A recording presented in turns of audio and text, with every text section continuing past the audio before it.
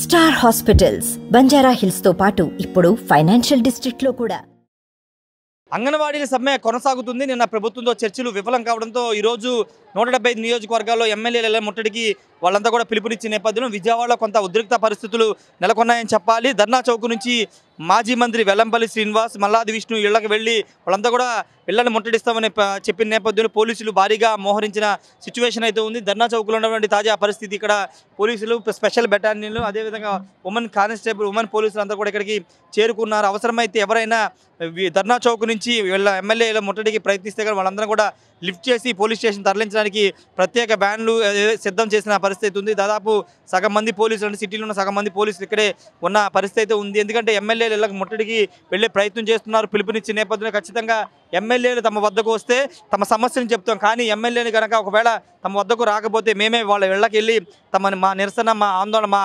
డిమాండ్లకు సంబంధించినటువంటి అంశాన్ని వాళ్ళకి వివరిస్తామని అంగన్వాడీకి సంబంధించినటువంటి నేతలు, కార్యకర్తలు, వర్కర్స్ అంతా చెబుతున్న నేపథ్యంలో పోలీసులు మాత్రం భారీగా మోహరించిన పరిస్థితి ఉంది. ఒకవేళ వాళ్ళు కనుక బయటకు వస్తే, శిబిరాల నుంచి కనుక బయటకు వస్తే వాళ్ళందరినీ ఖచ్చితంగా అరెస్ట్ చేస్తామని, పోలీస్ స్టేషన్ తరలిస్తామని పోలీసులు అయితే హెచ్చరిస్తున్న పరిస్థితి. ఒకసారి ఇక్కడ చూడొచ్చు, మొత్తం కూడా ప్రత్యేక బలగాలను తీసుకొచ్చారు, ప్రత్యేకంగా వాహనాలను తీసుకొచ్చి వాళ్ళంతా కూడా లిఫ్ట్ చేసే ప్రయత్నం అయితే చేస్తున్నారు. ఎందుకంటే 175 నియోజకవర్గాలకు సంబంధించినటువంటి రాష్ట్ర వ్యాప్తంగా అంగన్వాడీల సమ్మె కొనసాగుతుంది. దాదాపు 10 రోజులుగా ఈ సమ్మె కొనసాగుతున్న నేపథ్యంలో వీళ్ళంతా కూడా ఇక్కడే టెంట్ల కింద కూర్చున్నారు. ఇంతకుముందు ఒకసారి బయటికి రావడానికి ప్రయత్నించబడి పోలీసులు అడ్డుకోవడంతో వాళ్ళంతా కూడా కూర్చుని నిరసన తెలియజేస్తున్నాం. తమ హక్కుల కోసమే తాము పోరాటం చేస్తున్నాము, ప్రభుత్వం ఇచ్చిన హామీని నిలబెట్టుకోవాలని తాము డిమాండ్ చేస్తున్నాము. ఇప్పటి వరకు 11 డిమాండ్లకు సంబంధించి ఒక్కటి కూడా నెరవేర్చుకోకుండా 10 డిమాండ్లు నెరవేరుస్తామని బోటక మాటలో చెబుతున్నారని కూడా వీళ్ళంతా మండిపడుతున్న పరిస్థితి ఉంది. పూర్తిగా ఈ ధర్నా చౌక్ పరిసర ప్రాంతాల్లో ఎవరిని కూడా పోలీసులు అనుమతించట్లేదు.